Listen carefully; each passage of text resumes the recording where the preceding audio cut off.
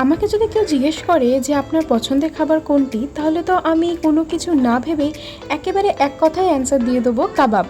আমার কাবাব খেতে ভীষণ ভালো লাগে, আর জানি আমার মতো কিন্তু এমন অনেকেই আছে যাদের কাবাব ভীষণ পছন্দ। আর তারই মধ্যে আমার আরও সবথেকে পছন্দের কাবাবটি হলো চিকেন শামি কাবাব। তার কারণ এটি খেতে যেমন দারুণ, আর বানাতেও কিন্তু এটার কোনো ঝামেলা নেই। একদম সহজেই মাত্র 2 মিনিটে আপনি বানিয়ে নিতে পারেন এই টেস্টি চিকেন শামি কাবাব রেসিপিটি। তাহলে চলুন ঝটপট এই রেসিপিটা দেখে নিই। আর এটি ট্রাই করার পরে কিন্তু আপনাদেরও চিকেন শামি কাবাব পছন্দের লিস্টে অ্যাড হয়ে যাবে। তার জন্য আমি প্রথমেই নিয়েছি বোনলেস চিকেন, তারপরে নিয়েছি কয়েকটা গোটা কাঁচা লঙ্কা আর গোটা পেঁয়াজ, এরপরে দিয়ে দিলাম ছোলার ডাল, তারপর দিয়ে দিয়েছি কয়েকটা গোটা গরম মশলা যেমন এলাচ, লবঙ্গ, গোটা গোলমরিচ এবং দারচিনি, তারপর দিয়ে দিলাম স্বাদমতো নুন আর জল সিদ্ধ হওয়ার জন্য। 3 থেকে 4টি সিটির পরেই আমাদের চিকেন আর ডাল একেবারে সিদ্ধ হয়ে যাবে। তারপর এটি যখন ঠান্ডা হয়ে যাবে তখন এটা আমরা মিক্সিতে গ্রিন্ড করে নেব।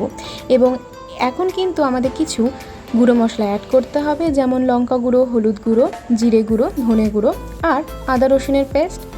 তারপরে এটি ভালোভাবে মিক্স করে নেব। আমি এখানে আর কোনো নুন ব্যবহার করছি না, তার কারণ সিদ্ধ করার সময় যথেষ্ট নুনই এখানে ব্যবহার করা হয়েছিল। এরপরের ওপর থেকে ছড়িয়ে দিলাম কিছুটা ফ্রেশ ধনেপাতা কুচি, আবারও হাতের সাহায্যে মিশ্রণটা মাখিয়ে নিলাম। এরপরে ওপর থেকে দিয়ে দিলাম বেসন।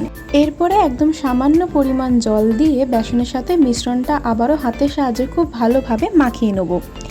আমাদের এখানে কিন্তু মিশ্রণ একেবারে রেডি হয়ে গেছে। এবার হাতের সাহায্যে নিচের পছন্দ মতো কাবাবের যে কোনো একটা শেপ দিয়ে দিতে হবে। আমি যেমন এখানে এইরকম চপের মতো গোল শেপই দিয়ে নিচ্ছি, আপনারা চাইলে আপনাদের পছন্দ মতন অন্য কোনো শেপও দিতে পারেন। দেখতেই পাচ্ছেন আমাদের এখানে সমস্ত কাবাবের শেপ দেওয়া রেডি হয়ে গেছে। ব্যাস এবার আর কি, আমাদের তো 80% কাজ কমপ্লিট হয়ে গেল। এবার তো শুধু কাবাবগুলোকে ছেড়ে দিতে হবে গরম তেলে ভাজার জন্য, আর ভাজতে হবে যতক্ষণ না এইরকম গোল্ডেন ব্রাউন হয়ে যায়। তাহলে দেখলেন তো কত সহজে আপনিও বাড়িতে বানিয়ে ফেলবেন এই টেস্টি চিকেন শামি কাবাব রেসিপিটি। তাহলে আর দেরি কিসে, চলুন চটপট বানিয়ে ফেলুন। আর অবশ্যই আমাকে কমেন্টে জানান যে এই শামি কাবাব রেসিপিটি আপনাদের কেমন লেগেছে।